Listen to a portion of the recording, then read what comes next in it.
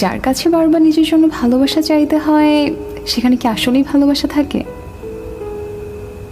যার কাছে বারবার নিজের গুরুত্ব অভিমান ভরা কথা দিয়ে বোঝাতে হবে, তার কাছে কি আসলেই গুরুত্ব থাকে?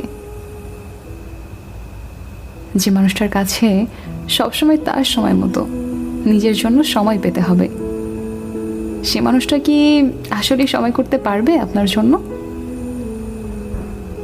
যে মানুষটাকে বারবার বলা সত্ত্বেও আপনার কষ্টগুলোকে বুঝতে পারে না, সে কি আদৌ বুঝবে আপনাকে?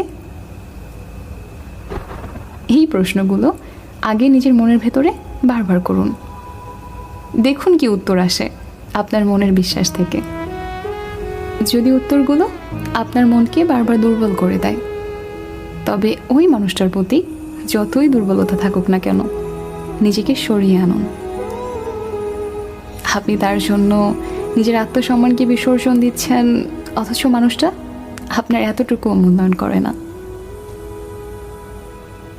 ভালোবাসা মানুষের জন্য হয়তো সব কিছু কম্প্রোমাইজ করা যায়, তাই বলে নিজের আত্মসম্মানকে কম্প্রোমাইজ করার ফল কখনোই ভালো হয় না।